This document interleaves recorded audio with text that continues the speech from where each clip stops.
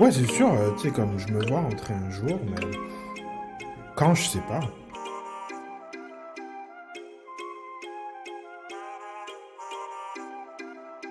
En fait, il n'y a pas réellement de moment pour rentrer. On part et puis c'est tout.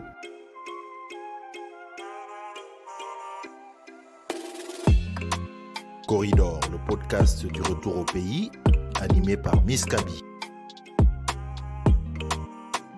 Bienvenue à toi dans ce premier épisode du podcast Corridor. Je suis ravie de passer cette heure avec toi. Sujet du jour, es-tu atteint du syndrome du retour au pays ? On va décortiquer ensemble 5 symptômes qui pourraient confirmer ton diagnostic. On va écouter vos messages et j'aurai le plaisir de recevoir en deuxième partie mon collaborateur Axel pour tout savoir sur ce qu'est le réseau Corridor. Alors reste avec moi jusqu'à la fin, c'est parti!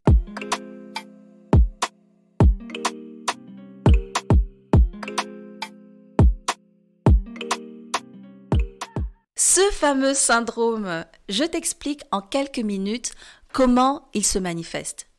Au début, tu rentres au pays une fois de temps en temps, le temps passe si vite que tu ne te rends pas compte que ça fait 10 ans, 5 ans, 3 ans que tu n'y es pas allé.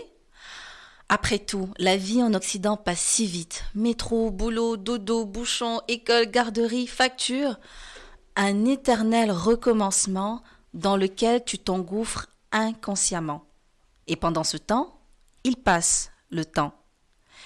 Et puis arrive ce qu'on appelle un déclencheur. Le déclencheur, c'est cette chose inattendue qui, d'un seul coup, nous fait voir les choses autrement. Ça commence par une voix, au début chuchotante, puis, comme un tam-tam qui se rapproche, se fait de plus en plus résonante, insistante même, pour finir par occuper une place centrale dans ta tête. D'ailleurs, dis-moi en commentaire ce qui a été ou est pour toi un déclencheur.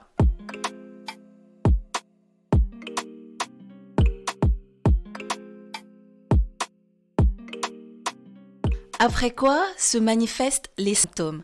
Alors, il y en a une pléthore, mais je t'en ai sélectionné 5. Reste jusqu'à la fin, tu vas apprécier le petit bonus en réserve. Numéro 1. Tu fais des allers-retours incessants entre le continent et ton pays d'adoption. Si tu y allais une fois au passage pour jouer les binguistes en décembre, pour un mariage ou pour recharger ta mélanine en juillet, tu commences à y aller régulièrement avec un regard différent. Si ton occupation première était de visiter tes tontons et tatas, de découvrir les derniers lieux tendance du moment, maintenant tu penses marché, investissement, emploi, achat, potentialité, éducation, jusqu'au jour où tu fais ton premier investissement, qui pour beaucoup sera un flop, mais ça c'est une autre histoire. Numéro 2, travailler ou entreprendre ou travailler, telle est la question. À cette question, tu es le seul ou la seule à pouvoir y répondre. Il est clair que l'Afrique a besoin d'entreprises fortes, le Made in Africa ne suffit plus, le Owned by Africans, lui, peut complètement changer la donne. Et c'est déjà le cas, mais soyons honnêtes, tout le monde n'a pas envie d'entreprendre. Comme à la guerre, tous les soldats ne peuvent occuper le même poste. Et croyez-moi, nous sommes en guerre. Le salariat peut donc être une option intéressante, mais encore là, pour qui travailler et dans quelles conditions? Les voies sont multiples. Dans tous les cas, avec ce symptôme, ton esprit est constamment à la recherche d'une réponse à cette question importante. Numéro 3. Tu commences à en parler, mais en fait, très souvent. Maintenant que tu commences à ressentir quelques symptômes, celui-ci va te pousser à partager ton envie d'un potentiel retour sur la terre-mère à ceux qui veulent bien l'entendre. Ton ou ta partenaire de vie, ta famille, tes amis, tes connaissances, cela va même te pousser à dépoussiérer ton vieux carnet du pays et à stalker sur Instagram, Facebook, LinkedIn, tous ceux qui ont subitement fait un retour au pays sans te le dire, et à slider dans leurs DM de façon hasardeuse. Ouais, écoute, même si certains n'en ont rien à cirer, En parler autour de toi te permettra de découvrir, à ta grande surprise, que tu n'es pas seul. Et ouf, c'est un soulagement, crois-moi. Numéro 4, un sentiment de ras-le-bol. Celui-ci est le plus stressant, à mon avis, à un moment ou à un autre qu'on peut attribuer à la crise de la trentaine, quarantaine, cinquantaine. Beaucoup de choses t'énervent, tu as cette envie pressante de donner un coup de barre à ta vie. Cela peut être en lien avec ta carrière, ta vie personnelle, tes finances, aux injustices subies par des personnes comme toi, ou en fait, juste ce mode de vie qui ne te convient plus. Et subitement, tu commences à te convaincre que rentrer au pays réglerait tout ça. Est-ce que c'est le moment où je dois vous dire que ça n'est pas le cas? Bref, si tu souffres de ce symptôme, prendre des décisions basées sur ce type d'émotion pourrait être coûteux.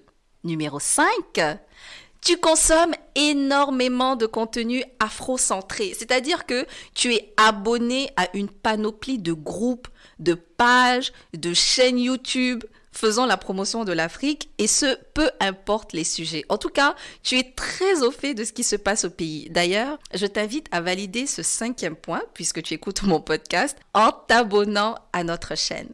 Bon, si tu es encore là, voici le bonus temps mérité. Je te propose donc un 6e symptôme que je ne peux passer sous silence. Pour moi, il est le number one. Et ça me concerne personnellement, c'est le panafricanisme.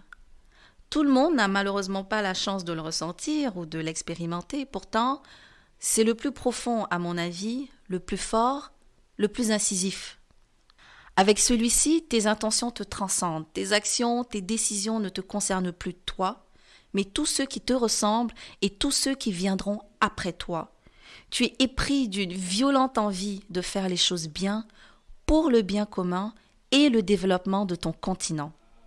De te rapprocher de ce qu'il y a de plus intrinsèque à tes valeurs africaines et à l'épanouissement de ta communauté. Il occupe des aspects importants de ta vie, spirituelle, familiale, politique, et j'en passe. Si tu as détecté 2 à 3 de ces symptômes, je te donne ton diagnostic tout de suite. Tu es officiellement testé positif au syndrome du retour. Si tu en as d'autres, partage-les-moi en commentaire. Je suis curieuse de savoir lequel te tient le plus. D'ailleurs, vous avez été nombreux à me partager vos expériences. Merci de m'avoir laissé vos messages vocaux. Voici quelques extraits. Écoutons ce premier message d'un Corée de Yaoundé. Je me prénomme Steve Carrington. En fait, je quitte Trois-Rivières où je fais mon bachelor en ingénierie pour aller vers Montréal où je fais ma maîtrise en ingénierie électrique. Puis après, j'ai dû rentrer au Cameroun, spécialement à Yaoundé. Ce qui se passe en fait, c'est que lorsque je suis à Montréal, je fais ma maîtrise en ingénierie, option efficacité énergétique et énergie renouvelable. Euh, il arrive un moment où je dois rédiger mon mémoire. Euh, Pendant le temps de rédaction de mon mémoire, je me dis, je vais aller au Cameroun, passer tout mon été. Là, nous sommes en 2017, histoire effectivement d'être concentré à la maison, passer le temps en famille. Et me vient l'idée, pourquoi ne pas effectivement pendant ce temps parallèlement faire un stage qui m'occupera aussi pendant mes moments où je ne vais pas rédiger. Euh, c'est pendant ce moment à Yaoundé que je commence à rédiger. Euh, Pendant ce moment à Yaoundé, lors de ma rédaction, que voilà, je cherche un stage et finalement je tombe sur une entreprise qui fait effectivement dans l'énergie, spécialement le transport d'énergie électrique et qui voulait me prendre en essai après une entrevue. Moi, ça ne me dérangeait pas. Euh, J'étais flatté tant que ça pouvait m'occuper pendant les 4 mois d'été. Et effectivement, je commence l'essai. Et puis, pas après, on me fait comprendre que voilà, est-ce que ça te dit de rester? J'ai beaucoup réfléchi, je vous assure. Pourquoi? Parce que dans le passé, après mon bachelor à Trois-Rivières, J'ai fait 2 ans où j'arrivais pas à trouver le travail dans mon domaine. C'était très difficile. Et j'ai dû repenser à cette période-là, qui était très marquante pour ma vie, et pour prendre en considération effectivement ma décision en fait par rapport à l'opportunité que je trouvais à Yaoundé. J'ai dû accepter. Pourquoi? Parce que c'était une opportunité qui se présentait à moi dans mon domaine, dans mon pays d'origine, avec un impact réel sur le développement et l'amélioration des vies des Camerounais, en fait. Pour moi, c'est un de mes rêves, en fait, c'est-à-dire participer réellement, effectivement, euh, pour le changement du quotidien de mes frères camerounais. Vous savez, l'énergie électrique, en ce qui concerne le transport électrique, en autre terme, le gestionnaire du réseau de transport, constitue effectivement un maillon très important dans l'économie d'un pays. Et voilà pourquoi, effectivement, j'ai été très flatté de saisir l'opportunité. Voilà. Merci Steve de m'avoir laissé ce message. Ce qui me touche dans ce que tu décris, c'est cette volonté de vouloir contribuer au développement de ton pays et tu es effectivement dans un domaine central pour le développement d'un pays à fort potentiel comme le Cameroun. Et si je dois faire un lien avec les symptômes que je décris plus tôt, je dirais que le ras-le-bol de ne pas trouver un emploi dans ton domaine pendant 2 ans a pesé dans la balance quand il a fallu faire un choix entre revenir au Canada ou continuer ton expérience au Cameroun. Et sincèrement, Steve, bravo, je te félicite.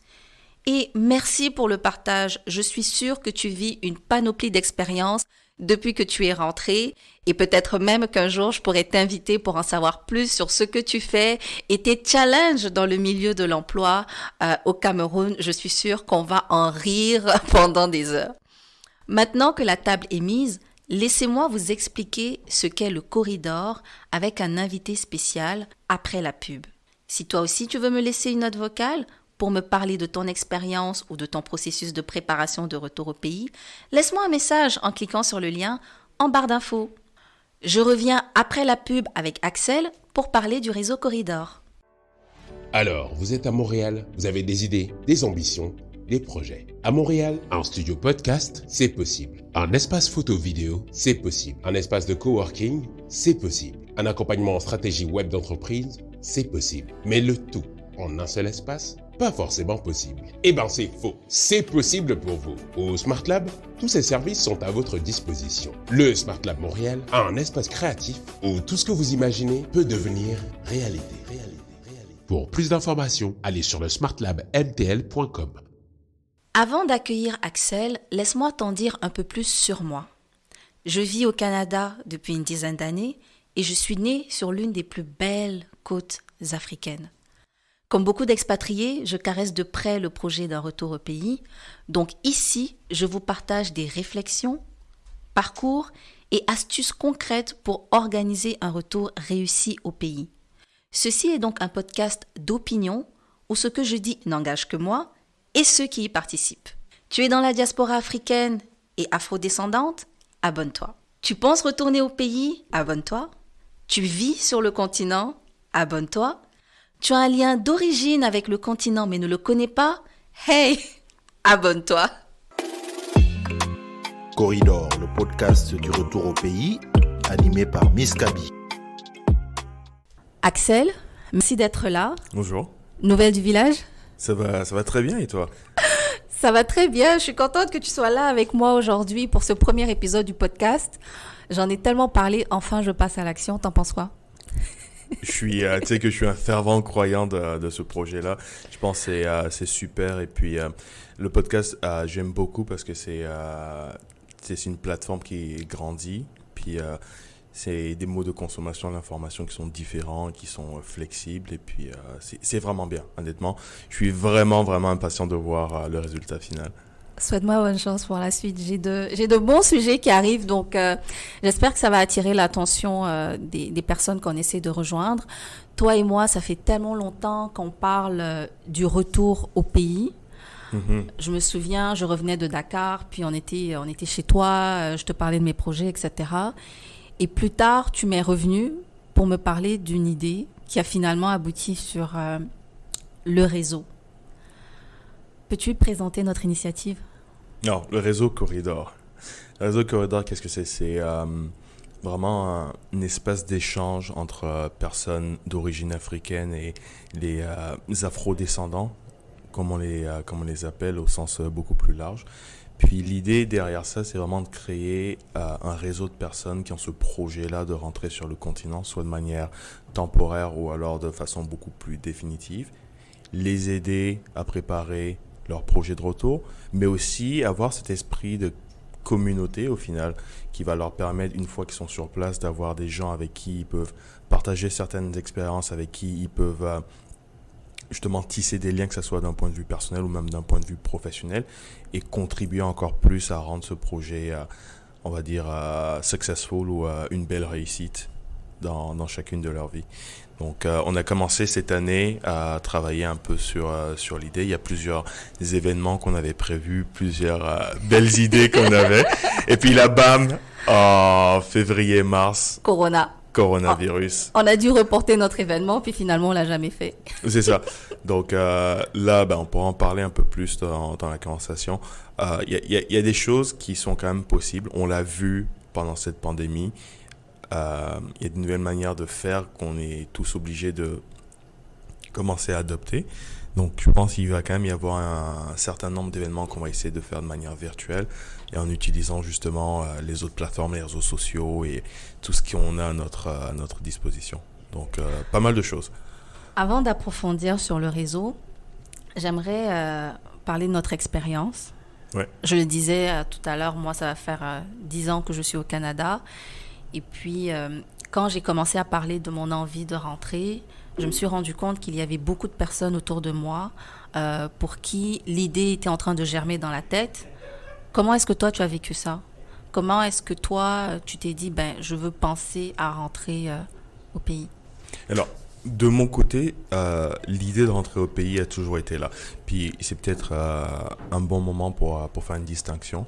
Souvent, quand on parle de rentrer au pays, ce que les gens ont en tête, c'est une relocalisation. Dans mon cas, ça a jamais été ça. C'était plutôt passer plus de temps sur le continent. Donc avoir une partie de ma vie au Canada, mais aussi une grosse partie de ma vie qui se passait sur le continent, puis pouvoir justement garder un équilibre entre ces deux réalités. Si tu veux, j'avais cette aspiration-là, mais je ne m'étais pas donné de timeline ou de date butoir pour la réaliser. Et c'est progressivement, au cours des dernières années, que j'ai commencé à ressentir de plus en plus le besoin d'avancer dans ce projet. Puis ce besoin m'a vraiment frappé, je te dirais, lors de mon dernier voyage en Côte d'Ivoire. J'ai eu la chance d'aller en Côte d'Ivoire, qui est mon pays natal. J'ai passé du temps au Bénin aussi, où ma famille a certaines racines. Et j'ai eu ce sentiment pour la première fois depuis très longtemps que c'était ma maison et que c'était là où je voulais être. Et dans mon cas, c'est d'autant plus fort que, comme tu le sais, je suis papa d'un jeune garçon. Et quand je suis rentré dernièrement, j'ai vu certaines choses qui m'ont ramené à mon enfance, à toutes les belles expériences que j'ai vécues quand je vivais dans ces pays-là. Et le sentiment qui est remonté, c'est que je voulais que mon fils ait aussi l'opportunité d'être exposé à cette partie de son identité et de vivre justement ces expériences que moi j'avais vécues. Donc c'est là où j'ai vraiment senti que le temps était arrivé pour moi de, pas forcément partir du jour au lendemain, mais de rentrer dans une phase beaucoup plus active de concrétisation de ce projet-là. C'est intéressant parce que quand j'ai commencé à penser le retour, disons, on est en 2020, en 2017, je pensais projet, etc. Et puis avec le temps, j'ai commencé à penser famille, fonder une famille et dans quel environnement est-ce que j'avais envie de voir naître mes enfants ou d'éduquer mes enfants. Et moi, j'ai toujours été connectée au pays, on le sait, je me suis toujours arrangée pour pouvoir y retourner dès que je pouvais. Et je t'avoue que cette notion de famille, d'avoir des enfants, ça a eu un impact pour accélérer mes activités parce qu'on y pense, on en parle, mais le temps passe, ça fait des années, on y pense, mais moi aussi, c'est vraiment cette volonté de vouloir fonder ma famille qui fait qu'aujourd'hui, je suis beaucoup plus active dans tout ce qui pourrait me ramener au pays et donc finalement le réseau Corridor et ensuite le podcast Corridor. Ouais, mais tu sais, on parle beaucoup de l'aspect famille, mais il faut garder aussi en perspective que on reste des professionnels et quand tu penses un peu plus loin que l'aspect émotionnel, personnel, tu te rends compte que sur le contenu, il y a aussi une myriade d'opportunités en ce moment.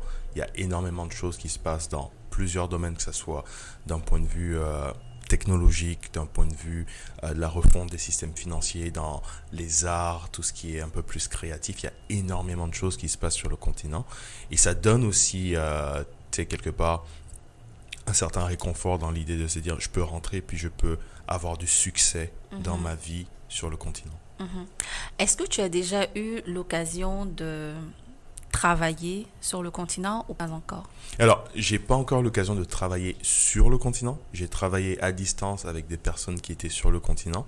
Et en ce moment, je suis en train de préparer justement un projet pour travailler sur le continent. Je te dirais que c'est un des aspects qui peut-être me fait le plus peur.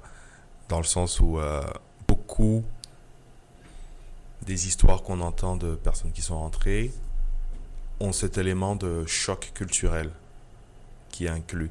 Cet élément où les mentalités sont différentes, où les mentalités ne sont pas forcément celles auxquelles les individus ont été exposés lors de leur expatriation, auxquelles se sont habitués malheureusement, ou heureusement dans certains cas. Et le retour est de ce fait un peu plus délicat parce que c'est un peu réapprendre et refaire certaines habitudes. Donc, c'est une des grandes questions et c'est aussi pour ça, comme je te disais, que je veux avoir cette première expérience de travail sur le continent avant de vraiment pousser plus loin. Mais je sais que ça... Si tu ne veux pas revenir en courant, c'est ce que je te recommande pas parce que c'est l'enfer ou quoi que ce soit, mais effectivement, ça peut être choquant. Enfin, quand je dis choquant, c'est genre différent en termes de choc culturel. Donc, c'est clair qu'avoir une première expérience, c'est ce qu'il faut. Moi, j'ai vécu ma première expérience en 2013 et j'ai vécu le choc culturel. Et c'est étrange parce que ce choc-là, je l'ai pas vécu quand je suis arrivée au Québec. J'ai quitté le Sénégal, je suis arrivée au Québec, que je connaissais déjà, et je me suis intégrée du mieux que je pouvais. Quand 3 ans plus tard, je vais au Sénégal pour travailler, c'était la première fois, je m'y attendais pas.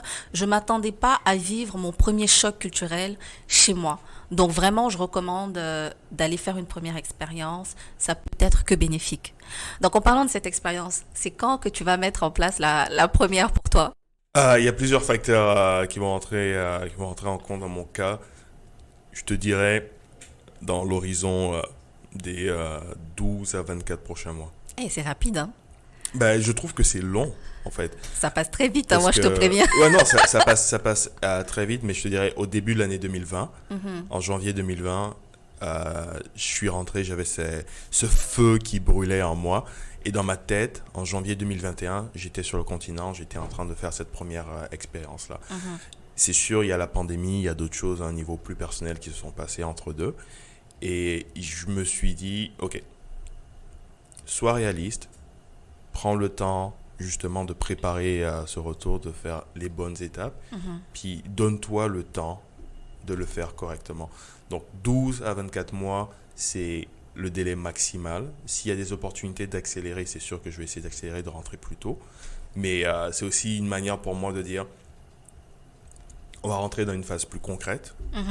Je vais avoir un timeline, une date butoir. Et ça me forçait aussi à prendre des actions pour arriver à cette échéance-là. Axel, avec tout ce qu'on vient de se dire, je pense avoir une note vocale qui devrait t'interpeller. Écoute ça. Bonjour, je m'appelle Rit Massamba. Je suis un Kori de la ville de Dakar, juste depuis quelques jours. Précédemment, j'étais à Abidjan. Et je suis parti de la ville de Reims où j'ai vécu à peu près 14 ans. Donc la ville où j'ai étudié et où j'ai travaillé. Je vais vous parler en fait de mon déclic. Qu'est-ce qui m'a poussé en fait à rentrer? Le premier retour que j'ai eu, il était en Côte d'Ivoire. En fait, je me suis retrouvé un soir chez moi après une journée de travail, dans mon bel appartement, dans mon grand appartement. Je me suis retrouvé seul et j'ai remis l'ordinateur pour me refaire encore une série en streaming. J'ai trouvé ma maison, bizarrement aujourd'hui, ce jour-là, remplie. Je me suis dit, tiens, après une dizaine d'années en France, la maison est pleine de tout objet. J'ai un super travail.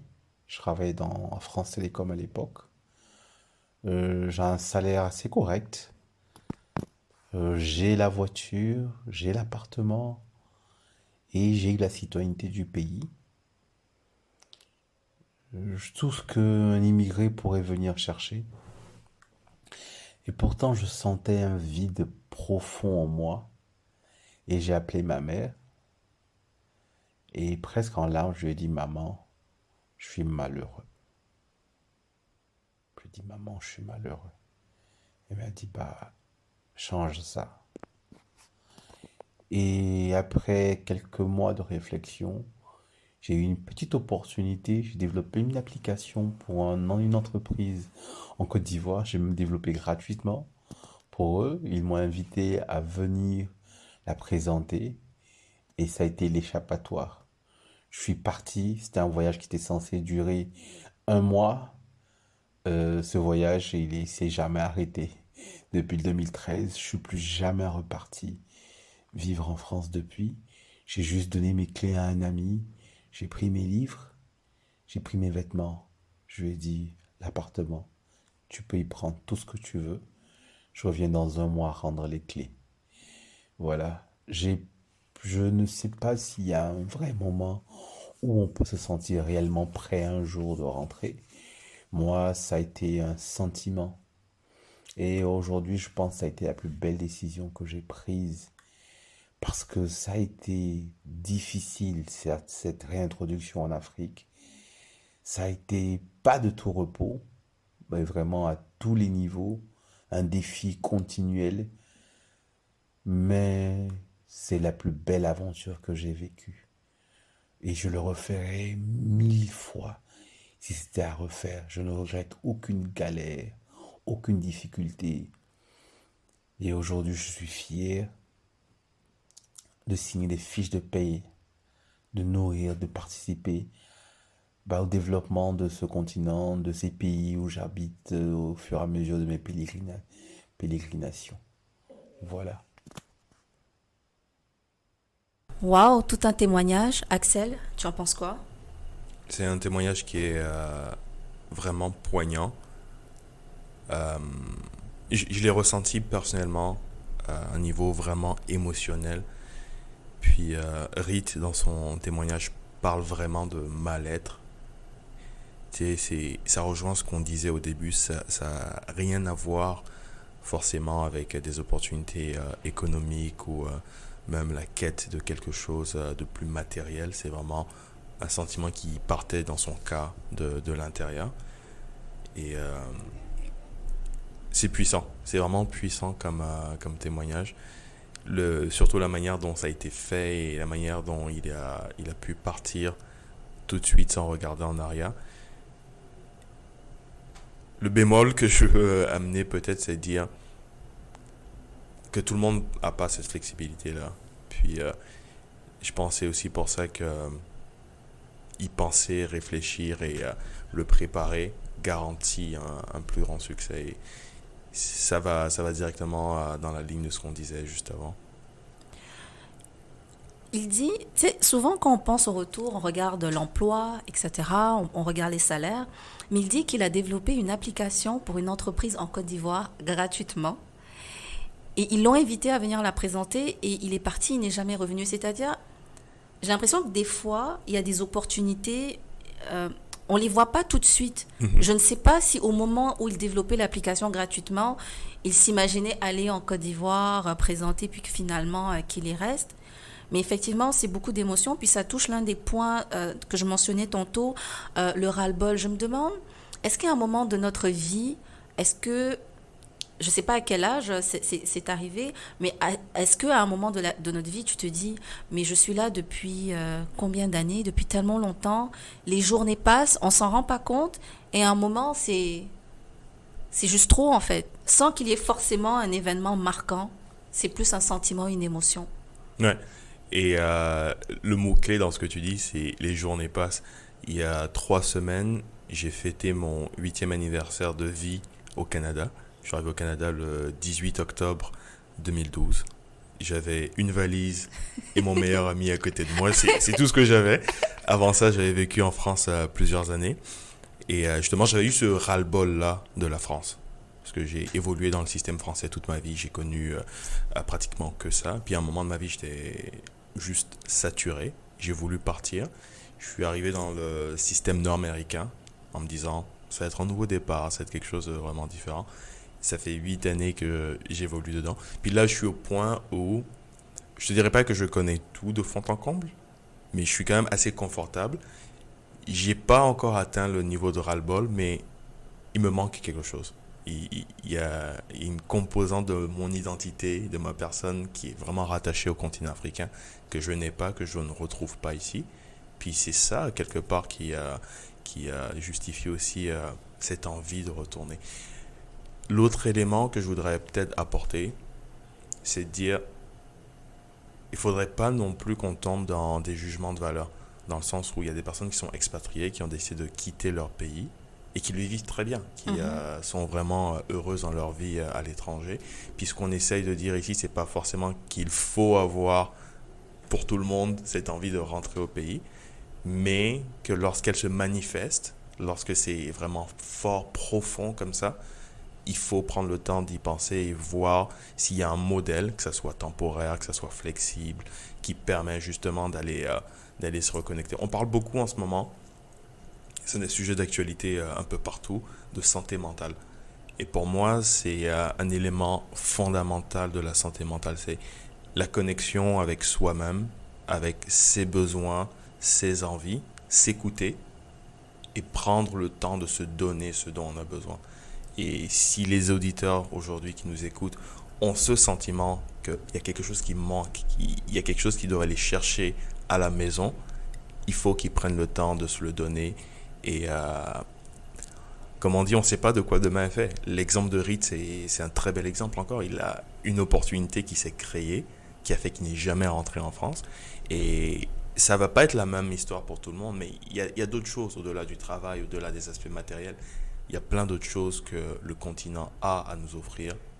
Et je pense que ça vaut vraiment le coup de se poser les bonnes questions et de se donner une chance de découvrir ces choses-là. De toute façon, le fait de travailler dans ce projet-là qui est le réseau Corridor, je pense que ça nous immerge déjà dans le processus, dans l'expérience. Donc, pour revenir sur le réseau en tant que tel, est-ce que tu peux partager aux personnes qui nous écoutent à quoi s'attendre, ce que le réseau prévoit à court terme, qu'est-ce qu'on fait, etc.